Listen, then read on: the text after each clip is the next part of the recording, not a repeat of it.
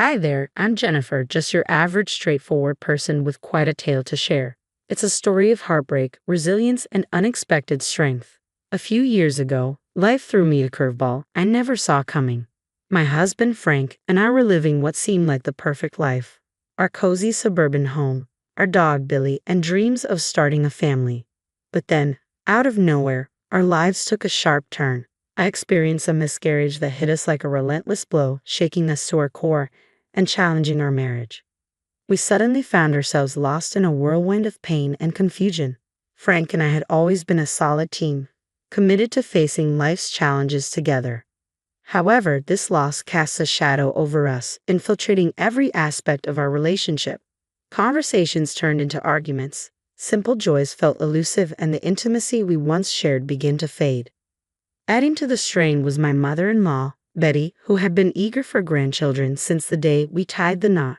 The pressure from her felt like a ticking clock, amplifying our already heavy hearts. Despite countless doctor visits and treatments, my fertility issues persisted. The emotional roller coaster of hope and despair was overwhelming, with each positive test leading to crushing heartbreak. I vividly recall the devastating conversations with Frank where our frustration and hope spilled out in equal measure. "It's not fair, Jennifer. We've tried so hard," he'd say, his voice thick with disappointment. "I know, Frank. I never wanted this," I would reply, feeling the weight of our shared dreams crumbling around us. Life seemed determined to challenge us, and with each passing year, the burden grew heavier. Friends and family offered their support, but the journey of trying to conceive remained daunting, a profound weight that loomed over us, growing more burdensome as time marched on. Yet through these trials, Frank and I discovered the depths of our strength and the resilience of our bond. Our path wasn't easy, but it was ours, filled with lessons about love, hardship, and the intricate journey of life. It didn't go unnoticed by friends and family that we were still childless.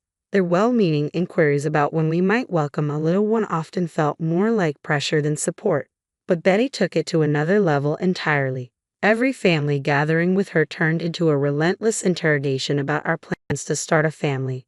It often felt as if she were pointing the finger at me, as though the absence of children rested solely on my shoulders, especially given my fertility struggles. "Jennifer, it's so lovely to see you. How have you been?" Betty would begin sweetly. "I've been good, Betty. Thanks for asking," I would reply, bracing myself for what came next. "Any good news to share? How about a little one on the way?" "Betty, we've talked about this. We're still trying, but it's not that simple," I'd respond, trying to keep my frustration at bay. Trying to keep my tone light. "Oh dear, are you sure you're doing everything right? You've been married for quite some time now. Maybe it's time to see a specialist." "Yes, Betty, we've seen specialists. We're doing everything we can. It's just not happening as easily as you might think." "Well, maybe you should try some natural remedies. I've heard that herbal teas in certain positions can help. I really want a grandbaby." "Betty, this is a private matter. We're handling it the best we can," I'd insist, hoping to steer the conversation away. "Oh please, private? We're family. We should be able to discuss these things openly." "I understand that, Betty, but let's just enjoy our time together today without discussing this, okay?" "All right, dear, but tick-tock, time is wasting, and soon you will be able to have kids." "I'll keep that in mind, Betty." It was always like this. I felt an immense weight of pressure and shame for not meeting her expectations of a perfect daughter-in-law who would bless her with grandchildren. Ironically, she never imposed such expectations on her own daughter, who wasn't even married yet and seemed to escape scrutiny. It was incredibly frustrating.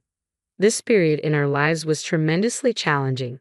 The pressure from Betty only continued to build, and it felt like she was constantly holding my fertility struggles against me. I could see the strain it was putting on both Frank and me. I suggested adoption several times, but Frank was adamant about having a biological child, which led to heated arguments between us. The tension from these discussions, coupled with external pressures, made everything even harder. I expressed to Frank how painful and unfair it felt to distinguish between biological and adopted children. As to me, all children deserve love equally. Yet he remained focused on having a biological child, a desire that weighed heavily on both our hearts. I couldn't shake the thought of the countless children out there longing for a family, which only deepened my sadness. As for Betty, her attitude escalated to overtly harsh territory. She relentlessly blamed me for her inability to have children, as if my fertility issues were something I could resolve with a little more effort. It created an unbearable situation where I was fighting to preserve my marriage while enduring constant judgment and reproach. It was an emotionally draining ordeal. Betty never hesitated to express her dissatisfaction. "Jennifer, you need to fix this and fast. You're the reason we don't have any grandchildren yet," she'd confront me. "Betty, I've been trying everything I can. It's not as simple as you think. I'm dealing with fertility issues," I'd reply, my patience wearing thin. "Well, you need to try harder. We can't let our family line end with you," she retorted, her fixation feeling almost dystopian, as if she expected me to fulfill some sort of Handmaid's Tale scenario. Overwhelmed, I decided to seek some insight from my sister-in-law, Amy, who always seemed more empathetic. "Amy, I don't understand why your mom is so fixated on me having a baby. It's not entirely under my control, and she's making my life miserable." I confided in Amy, hoping for clarity. "Jennifer, it's not just about grandkids," she hesitated, hinting at something deeper. After some coaxing, she revealed her troubling thoughts. "I overheard Mom talking to some family friends. She's worried that Frank might leave you for someone younger, someone who can have kids." "What? Frank would never do that. Why would you even think such a thing?" I was shocked. "I know you believe that, but remember, Frank was quite the ladies' man before. I didn't want to say anything because he's my brother, and I'm loyal to him." "You're lucky I'm even sharing this with you," Amy admitted. "Honestly, I think Mom might have a point." "Yeah, Jennifer, time is ticking," she added, echoing the harsh reality looming over us. This revelation shook me deeply, intertwining my marital uncertainties with the invasive pressures from Betty and adding layers of complexity to an already strained relationship. Hearing about the possibility of Frank leaving me for someone younger left me staggered.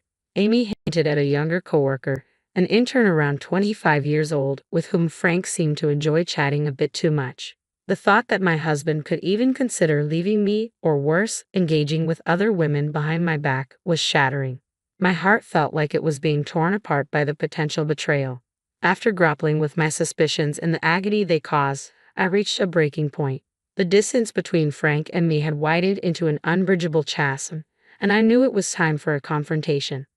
One evening, sensing my withdrawal and standoffishness, Frank asked me about it. Overwhelmed by pain and frustration, I confronted him directly about his fidelity.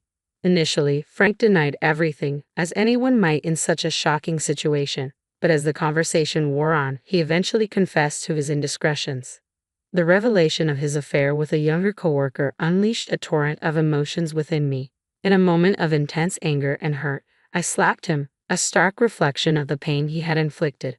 Frank's reaction was predictably mixed with pleas and requests for forgiveness, but I could see right through it. Over the years, I had built a stable and prosperous life for myself, making wise financial decisions and advancing in my career.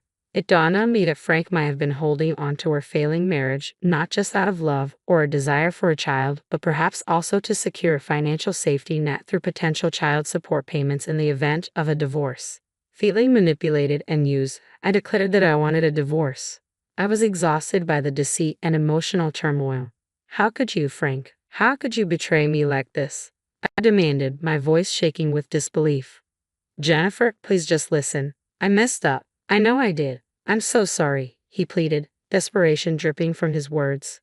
"Sorry doesn't cut it, Frank. You cheated on me with someone from your office." I shot back, my rage bubbling to the surface. "Jennifer, you have to understand. I was feeling so inadequate, so unfulfilled. I thought having a child would make me feel like I was worth something," he tried to explain. "Oh, so you thought cheating on your wife was the solution? Did you really believe that sleeping with someone else would magically make you a better person?" My disbelief turned to scorn as I confronted him. In that moment, the truth of our situation became painfully clear. Frank's betrayal wasn't just a lapse in judgment. It was a deliberate choice that shattered the foundation of our marriage. "No, of course not. I was foolish to think that way. I didn't know what else to do." Frank stammered, his desperation evident. "You didn't know what to do, so you chose to hurt me instead. Do you even realize the pain you've caused?" My voice was filled with disbelief and hurt. "Jennifer, I can't lose you. Please let me make this right. I'll do anything," he begged, his voice cracking with emotion. "Do you really think you can undo this with a few hollow promises?" You need to grow up, Frank, and take responsibility for your actions, I replied sternly, my resolve hardening. As I sat in the lawyer's office signing the final divorce papers, a profound sense of relief washed over me. The weight of a broken marriage and the sting of Frank's betrayal were finally lifting, and I could breathe freely again. Despite Betty and Amy's attempts to convince me otherwise, their pleas couldn't mask the deceit they too had harbored. I knew what was right for me, and staying with a man who had been unfaithful was no longer an option. With the prenuptial agreement in place, the divorce proceedings were swift. I retained the house, my sanctuary where I could start anew. Frank, on the other hand, had to move back in with his mother, a situation he found far from ideal. The day the divorce was finalized, I left the lawyer's office feeling liberated from a toxic relationship. But as I drove home, a sudden wave of nausea overwhelmed me. I quickly pulled over, stumbled out of the car, and barely made it to the roadside before I threw up. The twisting in my stomach felt like the emotional toll of the divorce finally catching up with me. But as the nausea persisted over the following days, I realized this was only the beginning of my journey. I started to suspect there was more to this situation. The very next day, I was jolted awake by the incessant ringing of my doorbell. To my dismay, it was Frank, Betty, and Amy causing a commotion outside. They barged into my home uninvited, shouting about the prenuptial agreement and how it was unfair to leave Frank with so little, given my financial status. Betty wasted no time in cutting to the chase. "Jennifer, we're here to collect some money as compensation for all the years Frank wasted with you," she declared brazenly. "Have you lost your mind? Don't you realize the divorce is finalized?" I retorted, incredulous at their audacity and the absurdity of their demands. Their presence in my home, making such outrageous claims, was the last thing I needed after everything that had transpired. "I don't owe him anything," I insisted, my voice rising with frustration. "Sure, but this sounds like some sort of side deal, right?" Frank argued, trying to justify his demand. "A side deal?" I echoed, incredulous. "Yes," he insisted. "Jennifer, you've put me through a lot, and I need compensation. You're lucky we aren't taking this to court." Amy nodded in agreement beside him. "Yeah, he's been through so much stress because of you. We think $150,000 should cover it." I was stunned by their audacity. A fire ignited within me as I faced them, my voice trembling with a mix of anger and disbelief. "Are you kidding me? Do you really think you deserve compensation for the years I spent trying to make our marriage work? If anything, I'm the one who deserves compensation." I knew Frank was practically broke and had no way to pay me anything, yet here they were, attempting to bully me into giving them money. Refusing to be intimidated, I declared, "The whole point of a prenup is to protect my assets. You need to leave my house immediately." But then a plan began to form in my mind, one that would truly shock them. "Wait just one moment. Before you go, I need to show you something." My heart pounded in anticipation as I hurried upstairs. When I returned, I held the pregnancy test in my trembling hand. Their eyes widened with shock and disbelief as they saw the positive result. As they passed the test around, I explained, "I threw up last night and decided to take the test on a whim." The result was unexpected, to say the least. Later today, I have a hospital appointment to determine how far along I am. Frank, Betty, and Amy stood there, jaws practically on the floor, unable to comprehend the twist of fate that had just unfolded before them. "You know what, Betty, Amy? Karma is a real piece of work, and I guess the universe decided it was time to bless me. I'm having a baby, but I'm no longer tied to any of you. The baby might be Frank's, but this baby is going to be all mine." "I will change my mind," I declared firmly. Betty and Amy exchanged worried glances before Betty spoke up, her voice tentative. "Jennifer, let's not be too hasty. We could work something out and discuss an arrangement."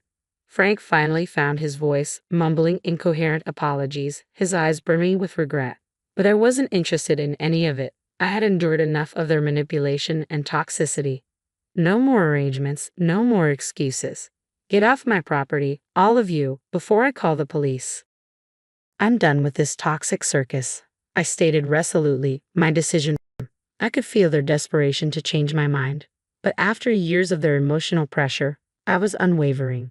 I had built an emotional barrier that wouldn't be easily breached. In our tense standoff, Betty broke the silence, her voice tinged with desperation. "Jennifer, you have to understand that we care about this family. We want what's best for you and the baby. Frank may have made mistakes he knew about. By the way, but that's not important right now. He's the father, and he has a right to be in his child's life. Yeah, Jennifer, you know how long we've been waiting for this. We can make this work. Trust me, she continued, trying to persuade me. I sighed, struggling to keep my composure. I understand your concern, but what you fail to grasp is that Frank's actions caused this rift in our marriage. He cheated on me. Betty, you're a smart woman. I'm sure you don't even believe what you're saying. You three are just trying to get into my life to access my money. That's ridiculous. Yes, I agree you're taking this too far, Frank chimed in, his voice shaky. Jennifer, I messed up big time. I regret what I did, and I'm willing to make amends for the sake of our child. Can't we try to work this out? I looked at him, my eyes filled with a mix of anger and sadness. Frank, this isn't just about your infidelity. It's about years of emotional manipulation and pressure from your mother and sister. I've endured so much because of your family, and I can't go back to that toxic environment. Amy tried a different approach, her voice softer, attempting to sound conciliatory. Jennifer, we admit we made mistakes too. We were too pushy, and we're sorry for that. But we only wanted what was best for you, even if we went about it the wrong way. Please, for the sake of the family, reconsider. But I wasn't swayed. Sure, Amy, but it doesn't change what happened. I've made my decision. I want a fresh start for myself and my child, away from the constant pressure and guilt trips. So, thanks, but no thanks. Clearly frustrated, Betty raised her voice. You're being unreasonable, Jennifer. You can't just cut us out like this. I took a deep breath, my patience wearing thin. I can and I will. My priority now is the well-being of my child, I asserted firmly. Their attempts at reconciliation felt shallow, and their motives were transparent.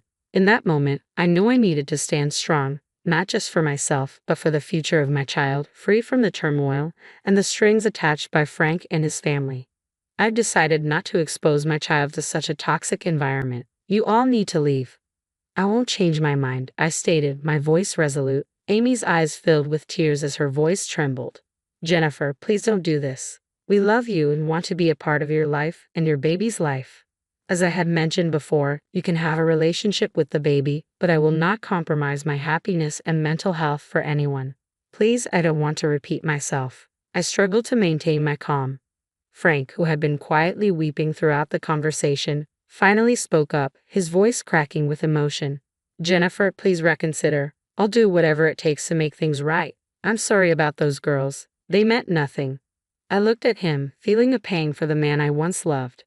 Frank, it's too late for us. But you can still be a good father to our child. Just remember that actions speak louder than words. With that, I turned and walked away, locking the door behind them. Betty, Amy, and Frank stood there, their faces a mix of sadness and regret. It was time to start a new chapter in my life, one where I could breathe freely without the weight of their expectations and demands. Life had indeed taken a turn for the better. I had my beautiful baby girl, the center of my universe. She was healthy and thriving, a source of immeasurable joy. Each day spent with her filled my heart with love and gratitude. I decided to allow supervised visits with Frank, Betty, and Amy, believing my daughter deserved to know her father and connect with her paternal family. However, I set clear boundaries, expecting them to be respected. Yet every visit seemed to come with the same chorus of pleas and accusations. They insisted I was being selfish for not reuniting with Frank. The pressure and guilt-tripping were relentless, wearing down my patience. One day, during another supervised visit, the familiar arguments erupted. Betty and Amy launched into their usual tirade about how I was tearing the family apart, claiming I was depriving my daughter of a complete family and that she deserved to have her parents together. I had had enough. After gently placing my baby girl in her crib, I turned to face them, my voice firm yet weary.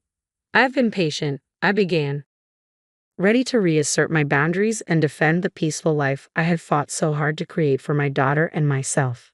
I've strived to maintain a civil relationship for the sake of our child, but the constant badgering and shouting are simply unacceptable. When Frank attempted to intervene, saying, Jennifer, please can't we talk about this? I firmly shook my head. No, Frank, this isn't up for debate. I've made my decision, and it's final. I won't tolerate this environment for our daughter. My resolve was clear. Betty and Amy exchanged frustrated glances but continued to argue, accusing me of being rigid and unreasonable. Taking a deep breath, I addressed them sternly. This is your last warning. If you can't respect my boundaries and continue to pressure me, you won't be allowed to see her anymore. I won't expose her to this toxic behavior. Realizing the gravity of the situation, Frank finally stepped in. Mom, Amy, please. We need to respect Jennifer's wishes. Our daughter deserves a peaceful and loving environment, he pleaded. Betty and Amy fell silent, their faces reflecting disappointment and resignation. It seemed they finally understood that their constant interference was only pushing them further away from their granddaughter. From that day forward, our visits became more peaceful. While they still harbored hopes for a reunion between Frank and me, they no longer pressed the issue. Although I could tell they were still remorseful, my focus remained elsewhere. I had more important things to prioritize: the well-being and happiness of my daughter, who continued to thrive. She was surrounded by love from people who genuinely cared about her well-being and mine. The change in dynamics allowed us to foster a calmer, more nurturing environment, free from previous tensions and conducive to her growth and happiness.